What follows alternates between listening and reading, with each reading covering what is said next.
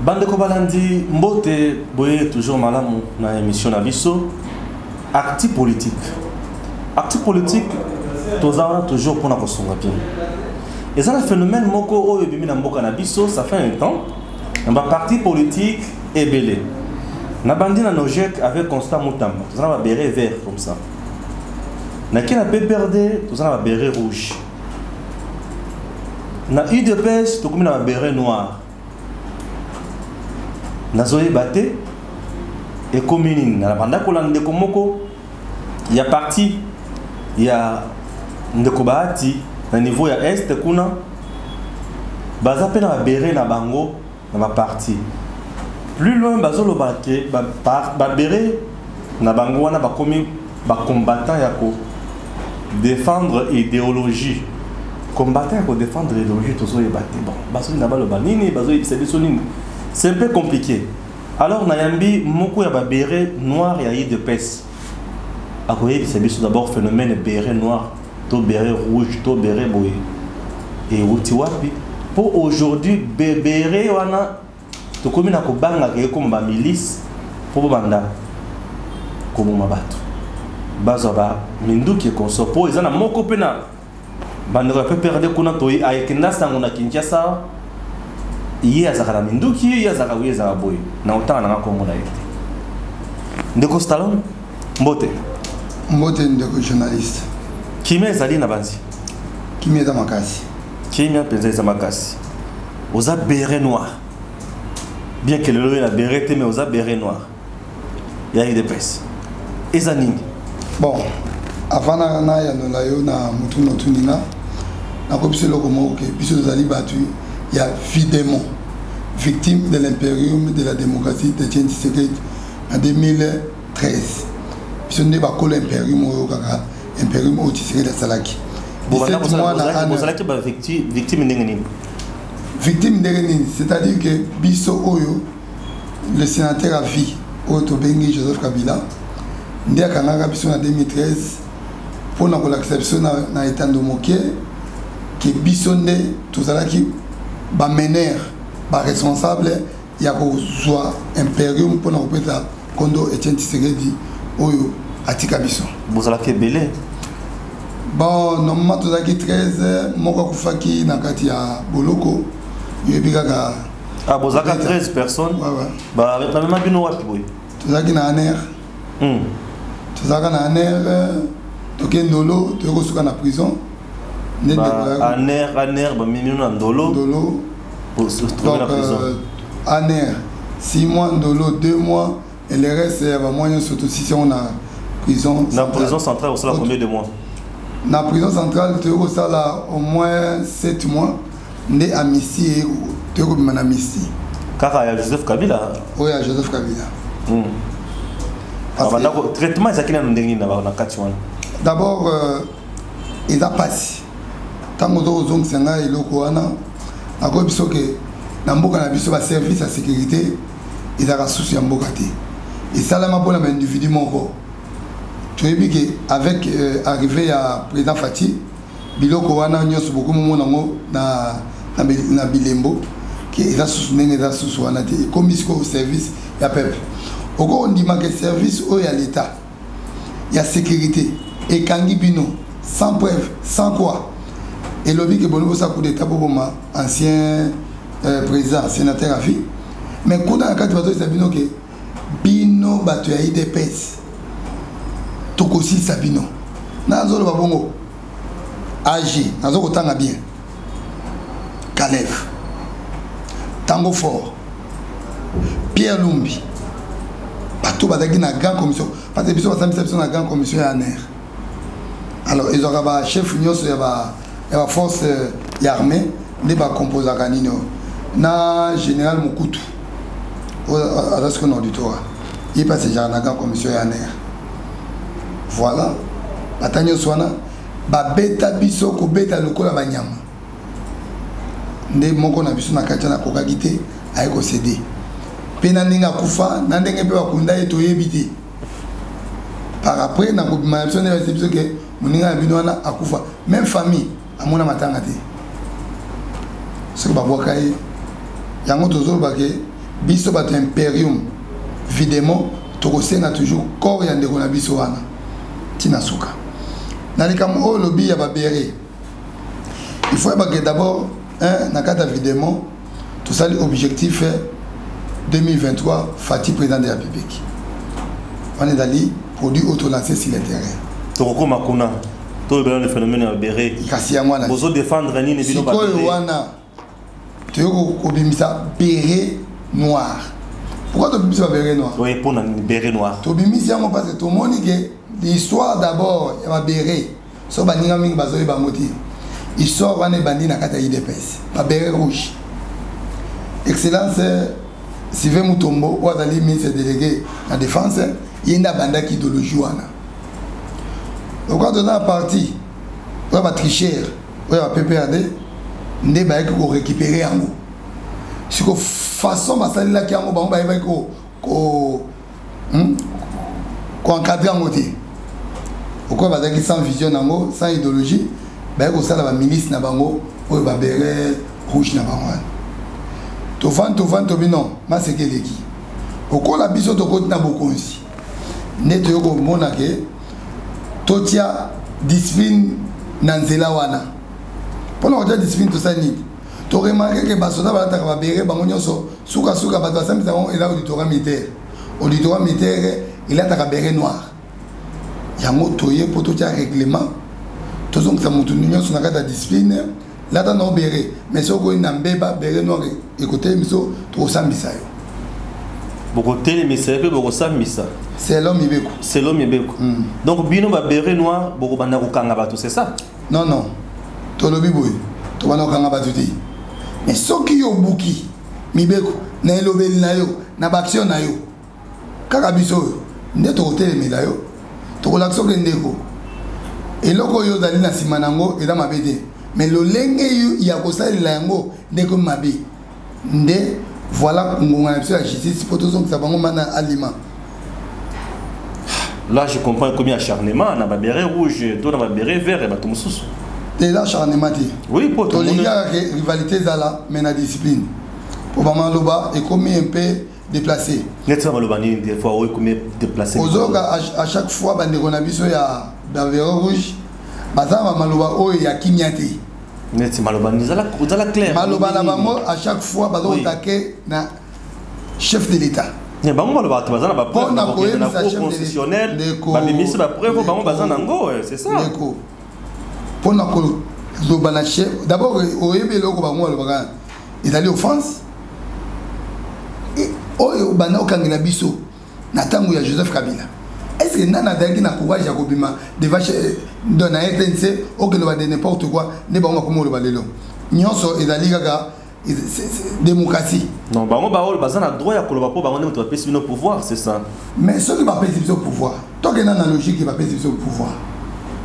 Mais ma petite pouvoir à travers ni à travers ma ponami oh yo bango ne bazaki na direction nango yango ne ba organisaki ope bango pe bazaki parmi ba participants malheureusement ba koyaki mais donc so ba lobeki bango ne basalaki na lolenge ki to koma na ma ponami wana ombongo eutaki ne na maboko na bango mais ba lo bateki ba petaki biso.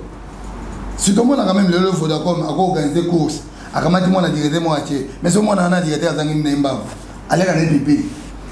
Les banques appellent mes saliers. C'est pas ça, André. Voilà. Tout le monde qui n'a pas ponami, peut tout gagner. Résultat à moi, qu'on continue à confirmer. Bah, béret rouge, j'ai perdu. Donc, tout ce qu'on a dans le béret noir et de peste. Bozo défendre les sous-sounis n'a pas au Tkolo. Biso d'abord, toujours défendre d'abord valeur et respect ya mokonzi ya mboka. Auto bengi Fati Béton. Tokondimate.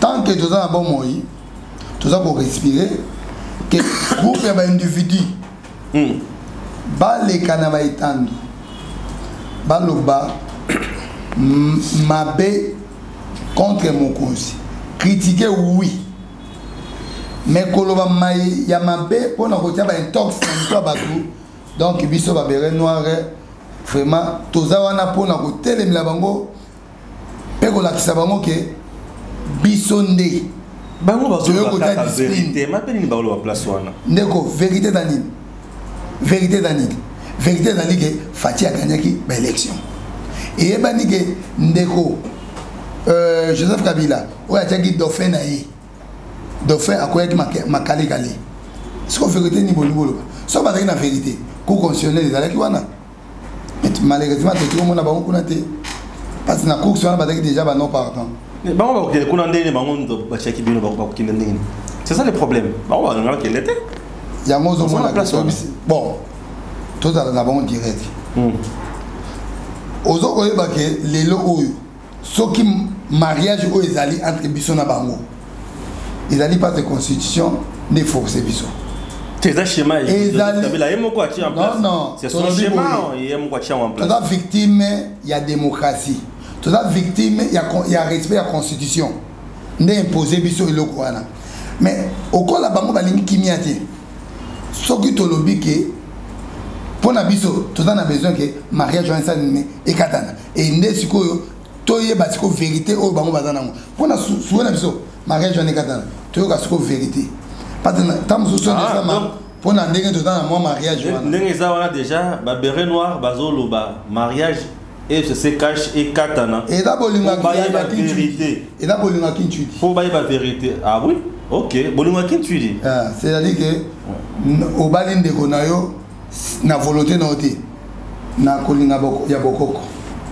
ha na banzi que le roi Manitou bisika azolanda biso azuli kamboana non ba beret noir a de pes balobi non ba beret noir ba zuluka divorce ya mariage il se cache pour vérité mona et bana oyo ba beret rouge pepere de balobaka surtout pour vendre la kakawana ba on ni ba lo bongo donc c'est un peu ça alors ndeko siko au lieu de mariage à Kintuit mariage à volonté na binoté entre temps mokonzi na bino o bozo défendre tongo medi poko ayoka ka base de sous-souté ayoka ka base na Genève mais le loi ayoka ka sous base té ce qui makamoza ya koinda atie koluka ndeko Joseph Kabila kolo ba beret rouge au monde que bino bona tina mo côté place wana bozo la kasi ma beret rouge mais ndeko donc autant à moi confusion tes confusions exactes papa koyoka base tant que le Fati a base naï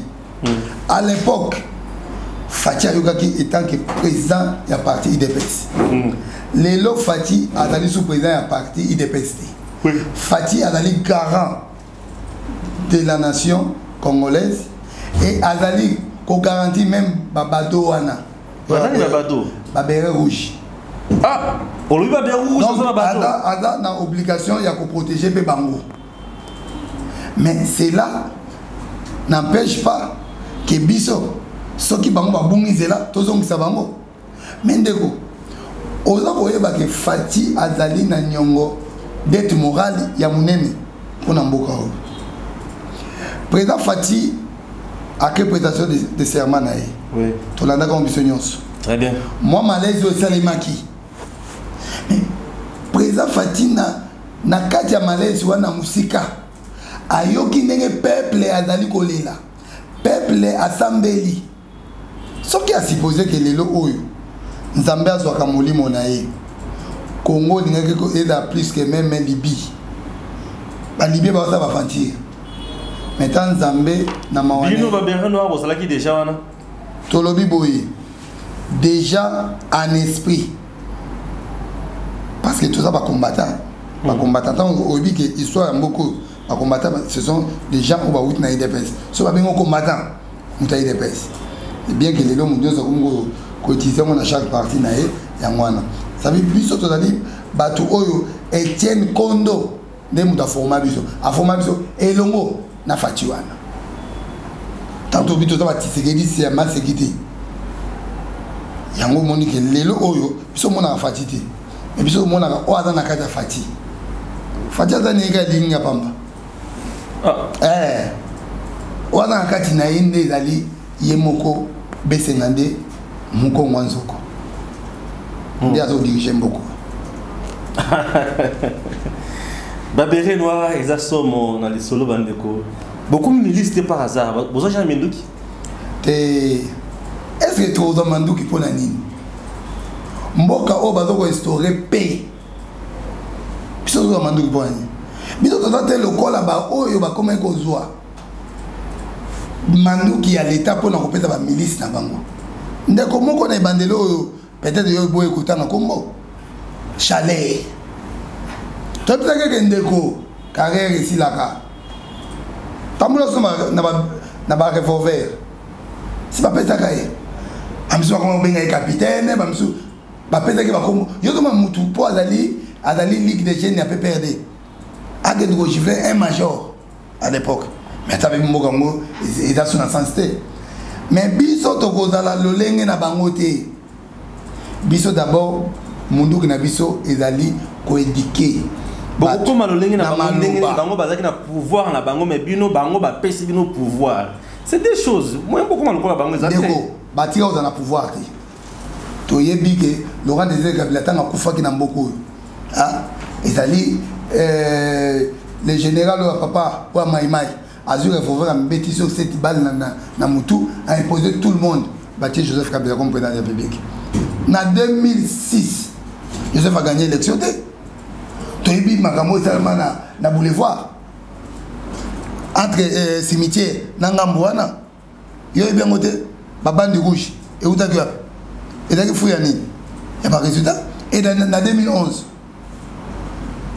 Kabila sauté biso nde toko soki to bitolo ba vérité à Kabila bango ba ko pakatamba ba okima non vérité à Kabila o biso nde to na monopole la vérité la vérité à Joseph Kabila ils a vérité nini vérité zali ke Kabila depuis à côté na beaucoup sinaye d'abord azali moto asalaki coup d'état amboko les rois Manitunza asalaki coup d'état Béré noir au lobby vérité à Kabila ils a coup d'état voilà parce que tokosala ba émission na kosenga ba béré nyonso wana ba kozape au moins na pe na kotia discipline papa wana bitumba ya boya kobetanga papa eloko kozate wana boya kobetanga papa vérité à liboso dali ke Kabila atikali accéder na pouvoir na ndenge ya coup d'état 1 le 2 Kabila a eu pouvoir pour aluka légitimité na ye en compétition avec Jean-Pierre Memba pour boyebi que ozana preuve ya koloba ngai munadoloba azwaki pouvoir na 2006 azwaki a gagné l'élection de ni tété notre commerçant oya MSC okola c'était capitaliste awelaka avantage na mbongo bapesi misolo alobi ndeko kende pe aleki na télévision pour na olobake IDPS congolais nyonso oya kotinda mwana na ye na balabala wana ezana pendant transition alobaka bongo na lobi boy wana na transition il y a 1+4 ouais mais tant après élection on a gagné que Jean-Pierre Memba tant il a gagné a teki place na ye na histoire il y a Saoul ateki bokolo ateki ko kasi ateki bokonzi ateki kibuko bon mukolo o aleki bakolo nyonso na mboka c'est le président de la République et dans moto o aleki président de la République na kimukolo te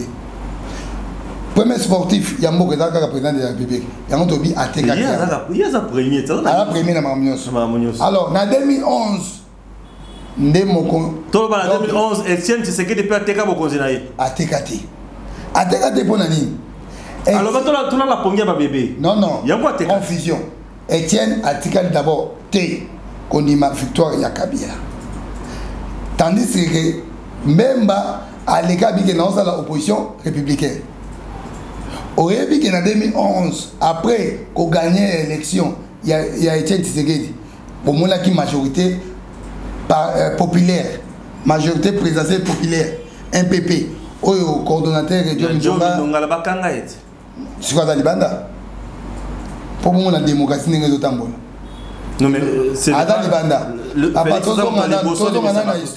est que bino va bérer jaune bérer noir les bérer bino après l'arrestation est belé. Non conséquence il y a libération na biso et la pression extérieure vis-à-vis ya lobbying ya Etienne Tshisekedi yo to manque biso dans la prison parlement britannique et CG et bien ministre affaires étrangères na bango concernant pour na biso autozakati ya RDC après Vedali et l'équipe tout ça na gouvernement congolais na Genève mais je crois au la yemoko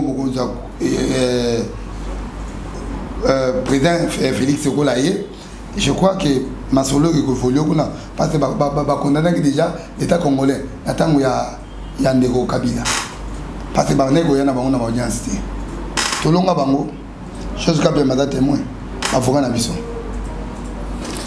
béret noir mikolo makamazo tambola te beaucoup misi Kinshasa et comme problème na ba petit na bino moto beaucoup tumbaka ba mituka bo tumbaka donc nyonso bo bimisi ba béret oyo beaucoup mikaka ba milice et là que les aka ba armes biso ko shima manduki te biso to danga pona ko sunga président de la république so tali secrétaire général na biso Augustin Kabuya faut bolanda kaina matinée politique na yepe ba olola ki to moni fils mukoko ne muto komi danger kuna ye fo lungwa déjà ye ba olola ki na lobi à partir de beta masolo to tika ko cha ba fils mukoko wana ozoboya ye na boy fils mukoko bien fils mukoko d'abord azana parti ni il n'est plus de l'IDPS. Lorsque le président du parti ou le secrétaire général prend acte, il y a pour radier quelqu'un, ils allaient dans la droite, il y a statut à parti et puis bango kobengana. Muto atamuli mabe. Fils mukoko lelo oyo azali batu oyo bazali bana ya libebi. Donc bon makambo ya lobaka ako engagé IDPS. Moutata doit engager IDPS, Ezaka Moutata mandaté. Attends, je ne suis pas mandaté. Vous comprenez? Nakolo Baté, car le secrétaire général a tindi you. Wandokelo. Mais fils Mukoko, tellement que na simanaye, Batunion Samba Kimae. Abozani que Kaka CG, Augustin Kabuya wana. Bomona ba image ta que na senge bolimbisi. Après avoir contacté la résidence ya Kondo, na 10e mairie. Alors bagini bakosa kinga. Ka bato bakosa ki olelo, osonga sou bango. Pour le besoin na sou pardon. Mais yeba que après congrès au Salamaka, ba pesa ki batu nyonso, ba misia ki batu. Mais keba yo tu as jamais amitié au sein du parti. Ah, il est solo. Augustin Kabuya bazo buga yé. Na lobi ye sukutu o ya ki pona biso. Bato baseka ki. Azolo ko makama malamu. Tala ndeti no way. Azolo websa bato. Boya kokota. Bato baseka ki ete. Otala mona ba livre ya ba témoin de Jéhovah. Ce qui est vrai, les gardiens du temple Augustin Kabuya. C'est l'homme. Oh ya memi biso na ba Christo to na ngo. Tant que tu na cité de Loya, na Intercas, au président Yambaki Biso. Président présenté Biso, Augustin Kabuya Lobike, oh yazali mwana wabuta. Donc il a dit mwana tchuka na Biso, il obaki mingi. Soko ko mwana yazali mwana tchuka, yazali mwana liboso. Mwana liboso. Te mwana mukala. Ah voilà. Alobaki oh mwana tchuka na Biso. Avec mwana mukala. Donc wata mwana tchuka na Biso, il obi nyonso. Soko yo bunzale lo Augustin Kabuya. Oh bunzana. Obunsa autorité morale na biso. Ah mais le une autorité morale. Non, c'est-à-dire que au col a déjà président de la République. Moi vacances wana. C'est pour cela biso de big a autorité morale. Pour tout le bateau gazali. Mais bien le on a beau violer votre statut à IDPS hein. Et le bon côté. Non. Et beau violer voilà beau violer statut. Oui, na le biboyi. Beau violer pour les autres directeur il y a 3 personnes. Non.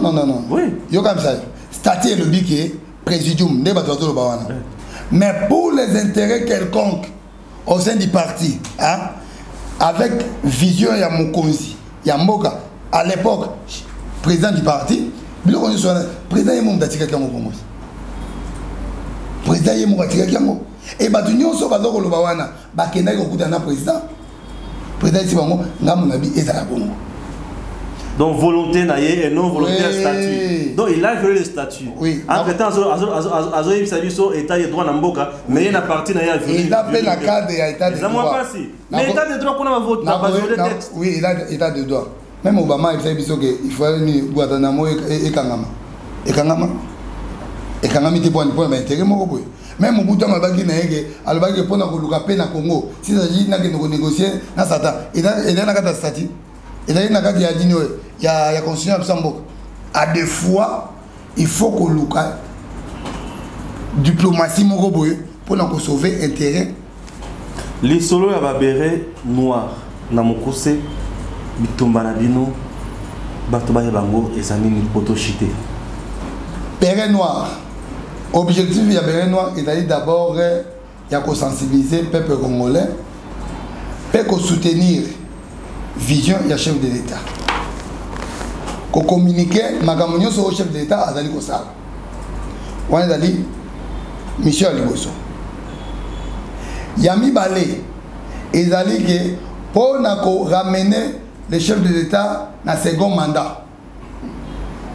Nenga zali wana alinga lingate biso tozali ko tala ne constitution ndenge lobby des mandats.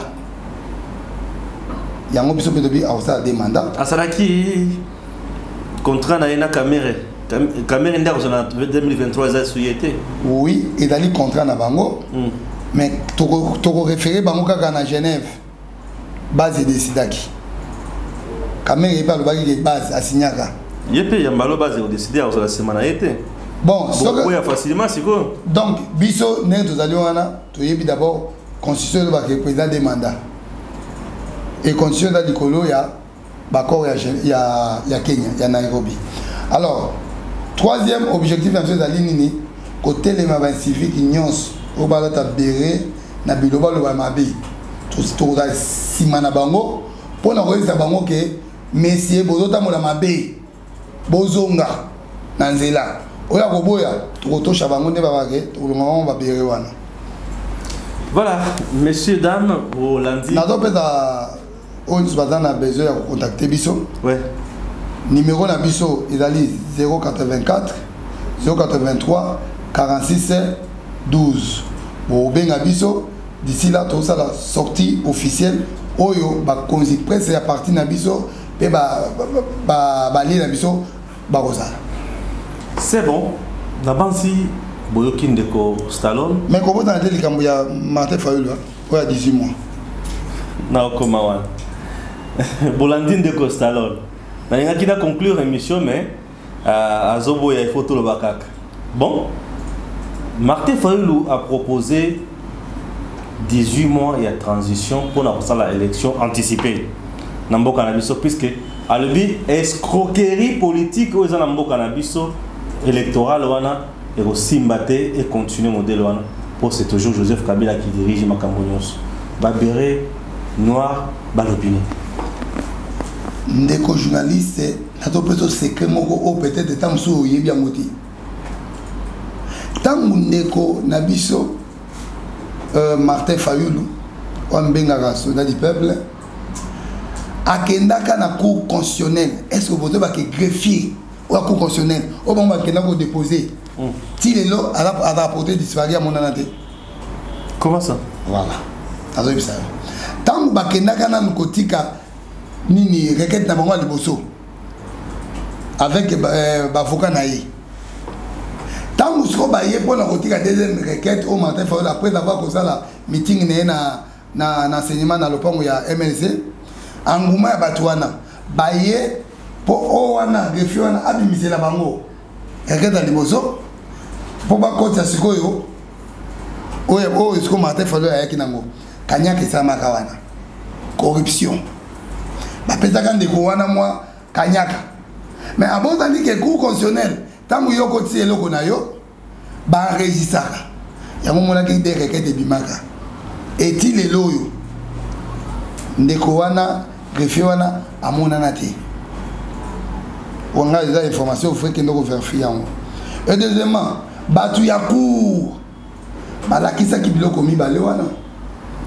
Oyo wapi na ba requête mibale. Tondi ma o wapi. Ba mabite to tireka moko oyo o Martin Fayulu akotaki. Mais des numéros. Et batu na ba mettre makotaki. Tant déjà mutu azali na ba makambo ya kanyanga bongo. Ibisanga loko nya malonga ko sala. Pe ayebaki ya moke na objectif ezalaki ke bakenda bacour wana ezalaki kokeye mobulu. Na 2015 Martin Fayulu avandi ba presse pengi. Toko postulé te, toko tika ba candidat na biso te ya ba député provincial. Ba décider ngo na enseignement, décider. Lobby Martin Fayulu na butu ba keseni, ba ke de tuna jour ko yamba dans les presse pengi. Tuna SBino na parti na no. Botika ka candidature pour nani? Pour Martin Fayulu asobaka bango. Ah bah, il y vrai et vérifiable. Mais pengi te candidat. Nabi na parti na bango te. Akeda corriger place mususu. Parce que risque muta a cause de bango de Martin Fayulu. Parce que toujours exiger bo toujours exiger bo so ki yango te to déposer te na butu. Ba ke o déposer. Et alors mutine te Martin Fayulu to ba lelo ke pas à dire que à côté à cause de beaucoup dans beaucoup côté. À comment na mo pesuti. Yango alobi bon to lukaka toujours combine na niveau ba dialogue. Dialogue te. Il y a le président de la République. Président Tshisekedi est le président de la République. Alobaki qui a prêté serment. Oyoka qui monde. Mais il a prêté serment. Quand il est mon président de la République, oh Etienne Tshisekedi a prêté la République non, n'a pas dit ma parlement mais il est Adali Kuna. Oyoka qui a Adali député. Ouais mais quatrième après pour premier d'abord d'Adali Nani. Eliezer. D'abord Manalukunga. Martin Fayulu mais quatrième. On a dit deuxième ou quatrième. Quatrième. Pour montrer que le bango est allé y mon Mike. Pour Mike qui est allé au le bioté, Mike a mis ça sur délice. Yassini. Oh Mongo maintenant Fayulu a dit deuxième. Mongo a mis quatrième. Quand tu vas tourner est-ce que Fayulu a dit wapi? D'ailleurs quand tu vas répéter la Lukunga. Alors qui te nana nabi qui n'a pas Mike. Mike a yana des papiers. Il y a Lukunga. Oyo Mike a mis troisième na papier mongo. Oyo Mususu Martin Fayulu a mis deuxième maintenant. Oyo Mike a mis troisième. Na liste na Fayulu a zala kiti. C'est comme mutabonga comme président de la République ndeni. Ndeko yoda na mwana na bana yo. Mwana yeye biso que non papa na bimi premier na classe na 62%. Lobi mwana la mwana tombo on va vérifier. Non na moni 57. Avant di boyo oh 51.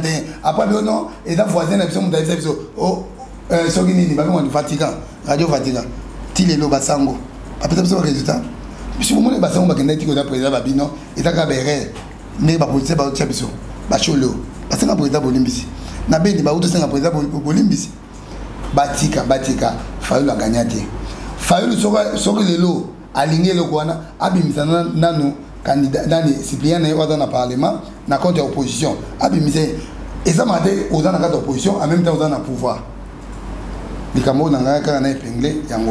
Merci. Voilà, vous avez compris que ça était pour nous un grand plaisir. Il y a pour le Bela Makamouya RDC, surtout, Naba combattant la Bissoto, Zobin, Kololelo, béret noir. Béret noir, Moko Nabango, à Otikosa, l'émission Abisso Boyokie, Bolandier, dans les différents sujets qu'on sort, Bango le Biké, Bazawanate, Ponako, Zominduki, et Bakozalawana Kaka. Pour la makambo et longobani, qu'on défendre toujours l'intérêt à Mboka et surtout qu'on défendre le chef de l'État, le coup la Aouti na parti na Bango. Merci à mon équipe technique. Abonnez-vous toujours à Congo Live. Actu politique, nous serons toujours là pour vous informer. À très bientôt.